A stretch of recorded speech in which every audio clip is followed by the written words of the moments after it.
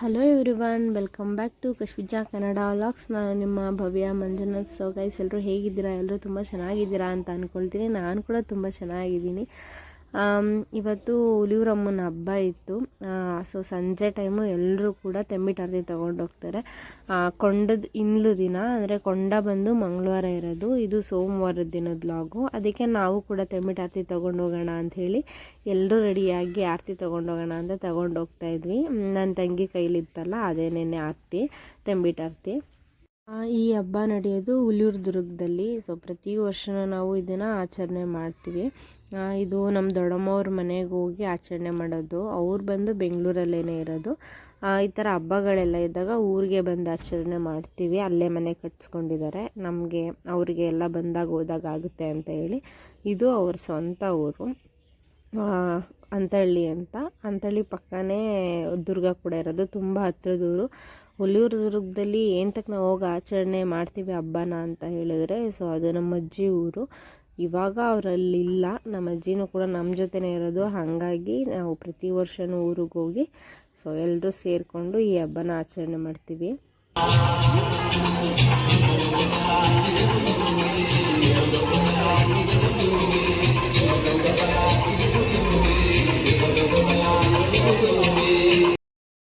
ಹಾಗೆಯೇ ಅಂತಳ್ಳಿಯಿಂದ ಹುಲಿಯೂರು ದುರ್ಗ ಏನು ತುಂಬ ದೂರ ಆಗೋಲ್ಲ, ಹತ್ರನೇ ಆಗುತ್ತೆ. ಒಂದು 1/2 ಕಿಲೋಮೀಟ್ರ್ ಆಗ್ಬೋದೇನೋ ದೇವಸ್ಥಾನದ ಹತ್ರಕ್ಕೆ, ಅಷ್ಟೇ, ತುಂಬ ದೂರ ಏನಾಗಲ್ಲ. ನಾವು ದೇವಸ್ಥಾನದ ಹತ್ರ ಬರೋಷ್ಟರಲ್ಲಿ ಆಲ್ಮೋಸ್ಟ್ ಸ್ವಲ್ಪ ಕೊಂಡು ಸೌದೆ ಎಲ್ಲ ಜೋಡಿಸಿದ್ರು. ಮಂಗಳವಾರ ಕೊಂಡ ಇರೋದ್ರಿಂದ ಸೊ ಬೇರೆ ಊರುಗಳಿಂದ ಎಲ್ಲ ಕೂಡ ಕೊಂಡು ಸೌದೆ ಬರುತ್ತೆ.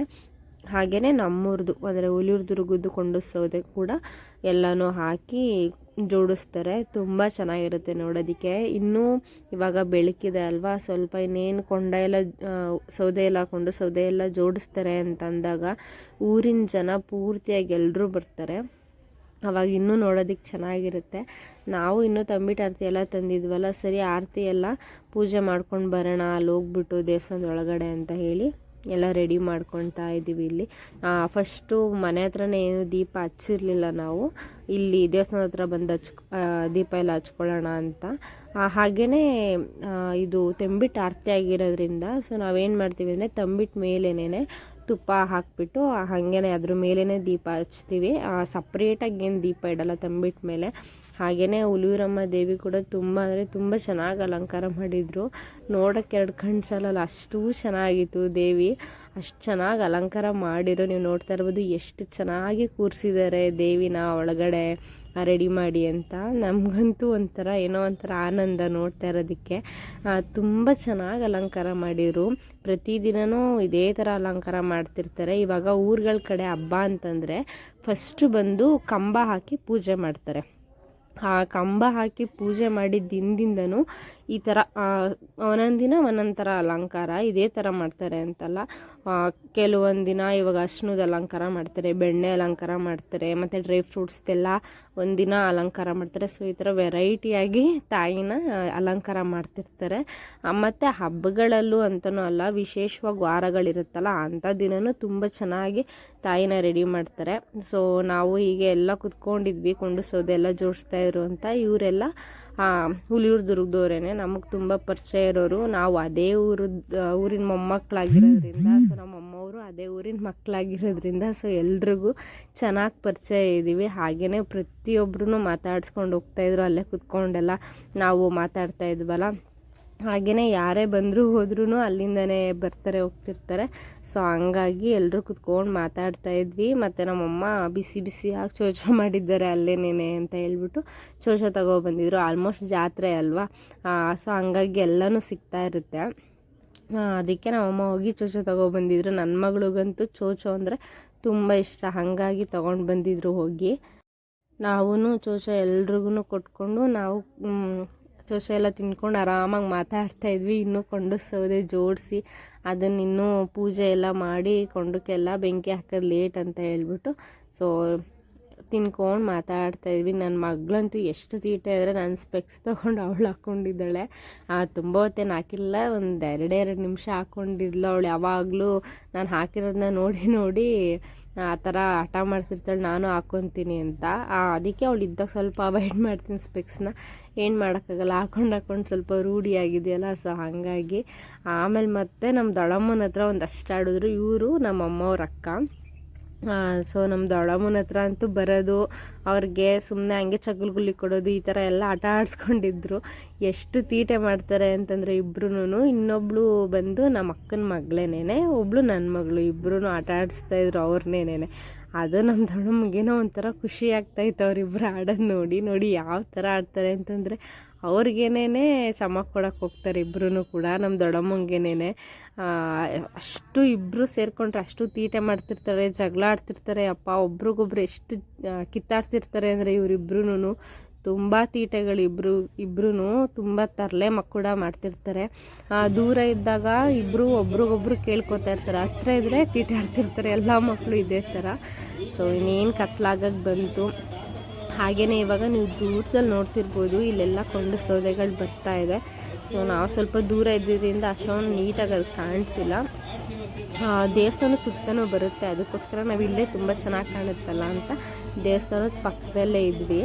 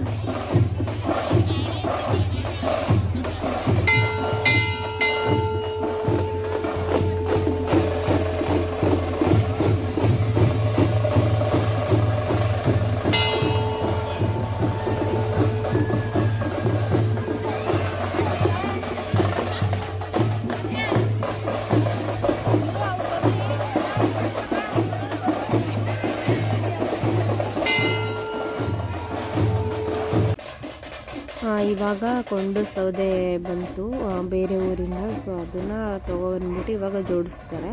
ಅದಕ್ಕೆ ಇಲ್ಲಿ ಎಲ್ಲ ನೀಟಾಗಿ ಕಾಣಿಸುತ್ತೆ ಅಂಥೇಳಿ ನಾವು ತುಂಬ ಆ ಕಡೆ ಮೇನ್ ರೋಡ್ ಕಡೆ ಹೋಗಲಿಲ್ಲ, ಸ್ವಲ್ಪ ಸೈಡಲ್ಲೇ ಇದ್ವಿ. ನೋಡಿ ಇವಾಗೆಲ್ಲ ಆರತಿ ಒಂದಾದಮೇಲೆ ಒಂದೊಂದು ಬರ್ತಾ ಇರುತ್ತೆ. ಫಸ್ಟು ಕೊಂಡು ಸೌದೆ ಎಲ್ಲ ಬಂದುಬಿಡುತ್ತೆ, ಅದನ್ನೆಲ್ಲ ಜೋಡಿಸ್ಕೊತಾರೆ. ಅದಾದಮೇಲೆ ಎಲ್ಲ ಆರತಿಗಳು ಬರುತ್ತೆ. ಆರತಿಗಳಂತಂದರೆ ಈ ಆರತಿಗಳೆಲ್ಲ ಊರಿನ ಒಳಗಡೆ ಇರುತ್ತಲ್ಲ, ಸೊ ಆ ಆರತಿಗಳು ನಾವು ಸಪ್ರೇಟಾಗೇ ತೊಗೊಬಂದು ಆರತಿ ಮಾಡಿಸ್ಕೊಂಡು ಹೋಗಿದ್ದು. ಅದಕ್ಕೆ ನಾವು ಫಸ್ಟೇ ಆರತಿ ಮಾಡಿಸ್ಕೊಂಡ್ವಿ. ಯಾಕೆ ಅಂತಂದರೆ ದುರ್ಗದವರೇನೆ ಇಲ್ಲೆಲ್ಲ ತೊಗೊಬಂದು ಹಬ್ಬ ಮಾಡೋವಂಥದ್ದು. ಅಂಥಳ್ಳಿಲೆಲ್ಲ ಯಾರೂ ಹಬ್ಬ ಮಾಡೋಕ್ಕೆ ಹೋಗಲ್ಲ.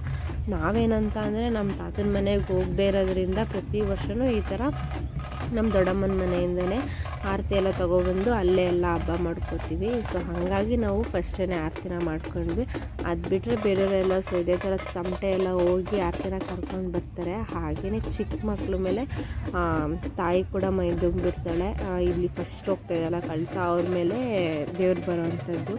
ಸೊ ಎಲ್ರಿಗೂ ಅಷ್ಟೇ ತುಂಬ ದೊಡ್ಡವ್ರ ಮೇಲೆ ತಾಯಿ ಮೈ ಮೇಲೆ ಬರೋದಕ್ಕಿಂತ ಉಳಿಯೂರಮ್ಮ ತುಂಬ ಚಿಕ್ಕ ಮಕ್ಳ ಮೇಲೇ ಮೈ ತುಂಬೋದು. ಯಾಕೆ ಅಂತಂದರೆ ದೊಡ್ಡವ್ರ ಮೇಲೆ ಯಾರೂ ನಂಬೋದಿಲ್ಲ. ಸೊ ಚಿಕ್ಕವರು ಆ ಥರ ಎಲ್ಲ ಸೊ ಮಾಡೋದಕ್ಕೆ ಆಗಲ್ಲ. ಹಾಗಾಗಿ ಆಲ್ಮೋಸ್ಟು ದೇವರು ಬಂದ್ಬಿಟ್ಟು ಚಿಕ್ಕವ್ರ ಮೈ ಮೇಲೇ ಬರೋವಂಥದ್ದು ಇಲ್ಲಿ. ಸೊ ಹಾಗಾಗಿ ನಾವು ಕೂಡ ಅದನ್ನೆಲ್ಲ ನಂಬ್ತೀವಿ, ಇದ್ದಾಳೆ ತಾಯಿ ಅಂತ ಹೇಳ್ಬಿಟ್ಟು. ಬೇರೆಯವ್ರು ನಂಬ್ತಾರೋ ಬಿಡ್ತಾರೋ ಗೊತ್ತಿಲ್ಲ, ನಮ್ಮ ನಂಬಿಕೆ ನಮಗೆ ದೊಡ್ಡದೇನೆ.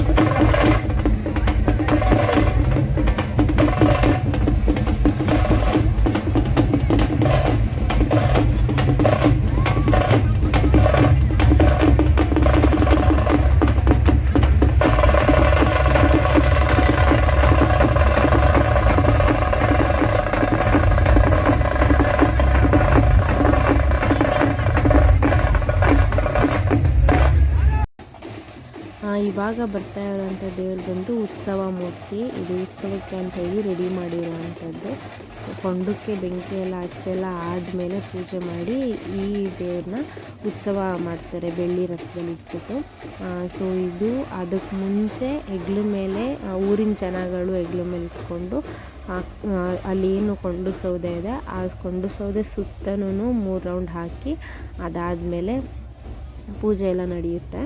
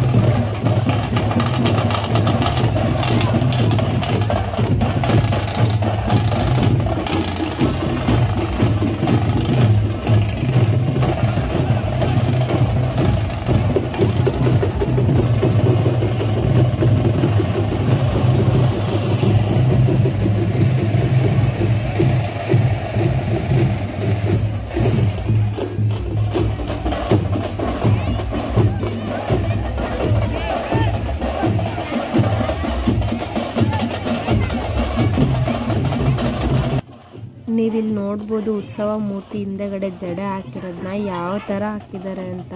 ಸೊ ನಾಗರಹಾವಿನ ಜಡೆ ಥರ ಹಾಕಿರೋದು, ನಾಗರಹಾವು ಹೇಗಿರುತ್ತೋ ಆ ಥರ ಜಡೆ ಹಾಕಿದ್ದಾರೆ. ಇದೊಂದು ತುಂಬ ಸ್ಪೆಷಲ್ ಉತ್ಸವ ಮೂರ್ತಿನಲ್ಲಿ ನೋಡೋದಕ್ಕೆ.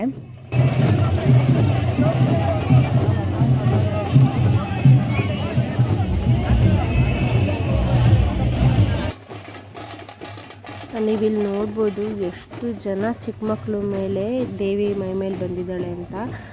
ತುಂಬ ಜನದ ಮೇಲೆ ಅಮ್ಮ ಮೈದುಂಬ್ತಾರೆ. ದೊಡ್ಡವ್ರ ಮೇಲೆ ಅಷ್ಟೊಂದು ಮೈದುಂಬಲ್ಲ, ಒಬ್ಬರ ಇಬ್ಬರ ಮೇಲೋ ಬರ್ಬೋದೇನೋ ಅಷ್ಟೇನೆ. ತುಂಬ ಜನ ಚಿಕ್ಕ ಮಕ್ಕಳ ಮೇಲೇ ದೇವ್ರು ಬರೋವಂಥದ್ದು ಇಲ್ಲಿ ತಾಯಿ ಹುಲಿಯೂರಮ್ಮ. ನಮಗಂತೂ ಒಂಥರ ಇದನ್ನೆಲ್ಲ ನೋಡ್ತಾ ಇದ್ರೆ ನಿಜನಾ ಅಂತ ಅನಿಸುತ್ತೆ. ಹೌದು, ಇದೆಲ್ಲ ನಿಜನೇ. ನಮಗಂತೂ ನಿಜನೇ ಅನಿಸೋದು. ತುಂಬ ಜನ ಹೇಳ್ತಾರೆ ದೇವರೆಲ್ಲ ಮೈ ಮೇಲೆ ಬರಲ್ಲ ಅಂತ. ಚಿಕ್ಕ ಮಕ್ಕಳೆಲ್ಲ ಈ ರೀತಿ ಆಡೋಕ್ಕೆ ಆಗೋದೇ ಇಲ್ಲ ದೇವ್ರ ಮೈ ಮೇಲೆ ಬರ್ದೇನೆ. ಅವ್ರವ್ರ ನಂಬಿಕೆ ಅದು. ಒಬ್ರಿಗೆ ಅಮ್ಮ ಒಂದೊಂದು ಥರ ನಂಬಿಸ್ತಾರೆ. ಸೊ ದೇವ್ರಿದ್ದಾರೆ ಅನ್ನೋರಿಗೆ ಇದ್ದಾರೆ, ಇಲ್ಲ ಅನ್ನೋರಿಗೆ ಇಲ್ಲ. ನಮಗಂತೂ ದೇವ್ರಿದ್ದಾರೆ ಅಂತಲೇ. ನೀವು ಇಲ್ಲಿ ನೋಡ್ತಾ ಇರ್ಬೋದು ಎಷ್ಟು ಚೆನ್ನಾಗಿ ಹುಡುಗಿ ಇದು ಮಾಡ್ತಾಯಿದೆ ಅಂತ. ಅಮ್ಮ ಹೆಂಗೆ ಮೈ ತುಂಬಿರ್ಬೇಕಲ್ವ. ಸೊ ಇದೆಲ್ಲ ಒಂಥರ ಕನಸ ಅನ್ನೋ ಥರನೇ ಇರುತ್ತೆ ಕೆಲವೊಂದು ಸಲ. ಅಷ್ಟು ನಿಜ ಇದೆಲ್ಲ, ಕನಸಲ್ಲ ಇದೆಲ್ಲ, ನಿಜನೇ ನಾನು ತೋರಿಸ್ತಾ ಇರೋದೆಲ್ಲ.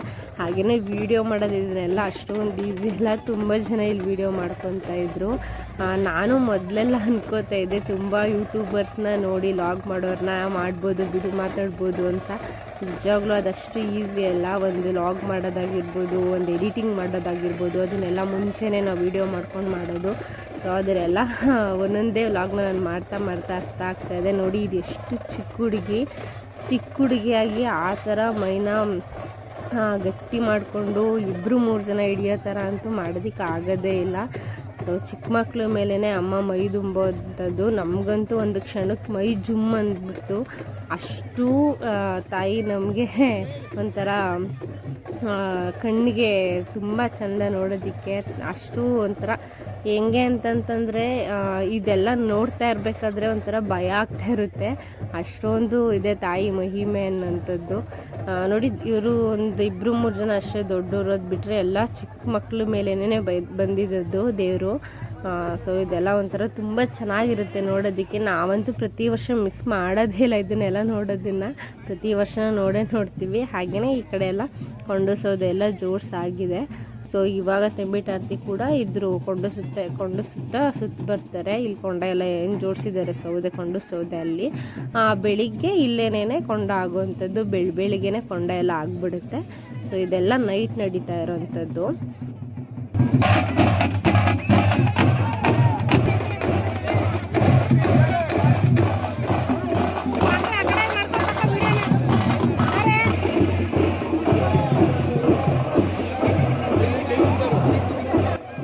ಇವಾಗ ಇಲ್ಲಿ ಉತ್ಸವ ಮೂರ್ತಿ ಬಂದು ಕೊಂಡು ಸೌದೆ ಸುತ್ತ 3 ರೌಂಡ್ ಬಂದೆಲ್ಲ ಆದಮೇಲೆ ಸೊ ಇಲ್ಲಿ ಏನು ಕೊಂಡು ಸೌದೆನ ಜೋಡಿಸಿದ್ದಾರೆ ಅಲ್ಲಿ ಪೂಜೆ ನಡೆಯುತ್ತೆ. ಪೂಜೆ ಎಲ್ಲ ನಡೆದಾದ್ಮೇಲೆ ಇಲ್ಲಿ ಯಾರು ಅರ್ಸ್ಕೊಂಡಿರೋರಾದರೆ ಈ ಥರ ಬಂದು ಕೆಲವೊಂದು ಕಡೆ ಇದು ಏನು ಕರ್ಪೂರ ಏನಾರು ಇರುತ್ತಲ್ಲ ಅದನ್ನೆಲ್ಲ ಹಚ್ಬಿಟ್ಟು ಸೊ ಮತ್ತೆ ಇಲ್ಲಿ ಕೆಲವರು ಬೆಂಕಿನ ಹಚ್ತಾರೆ. ಏನಂತಂದರೆ ಇಲ್ಲಿ ಪೂಜೆ ಮಾಡೋದೊಂದು ನಾನು ವೀಡಿಯೋ ಮಾಡ್ಕೊಳಕ್ಕಾಗಲಿಲ್ಲ. ಸೊ ಯಾಕೆಂದರೆ ತುಂಬ ಜನ ಇದ್ದರು ಅಲ್ಲಿ ವೀಡಿಯೋ ಮಾಡುವಂಥವ್ರು. ಸೊ ಆ ಸಂದಿಲ್ ನುಗ್ಗಿ ವೀಡಿಯೋ ಮಾಡ್ಕೊಳ್ಳೋದು ತುಂಬ ಕಷ್ಟ ಆಗೋಯಿತು. ಟ್ರೈ ಮಾಡಿದೆ ಬಟ್ ಆಗಲಿಲ್ಲ. ಆದರೆ ನಾನು ಇನ್ನೊಂದು ವರ್ಷಕ್ಕೆ ಖಂಡಿತವಾಗ್ಲೂ ಅದನ್ನು ಆದಷ್ಟು ಟ್ರೈ ಮಾಡಿ ನಿಮಗೆ ತೋರ್ಸೋಕ್ಕೆ ಟ್ರೈ ಮಾಡ್ತೀನಿ. ಇಲ್ಲಿ ತುಂಬ ಜನ ವೀಡಿಯೋ ಮಾಡ್ತಾ ಇರೋದ್ರಿಂದ ಅದೊಂದು ನನಗೆ ಕಷ್ಟ ಆಯಿತು. ಸೊ ಇದಿಷ್ಟು ನನ್ನ ಇವತ್ತಿನ ವ್ಲಾಗ್ ಗೈಸ್. ಇದಿಷ್ಟು ನಿಮಗೆ ಇಷ್ಟ ಆಗಿರೋ ಪ್ಲೀಸ್ ನನ್ನ ವ್ಲಾಗಿಗೆ ಒಂದು ಲೈಕ್ ಕೊಡಿ. ಹಾಗೆ ಸ್ಕಿಪ್ ಮಾಡಿದೆ ವೀಡಿಯೋನ ನೋಡಿ ನನ್ನ ವ್ಲಾಗಿಗೆ ಸಪೋರ್ಟ್ ಮಾಡ್ತಾರೆ ಪ್ರತಿಯೊಬ್ಬರಿಗೂ ತುಂಬ ಥ್ಯಾಂಕ್ ಯು ಸೋ ಮಚ್.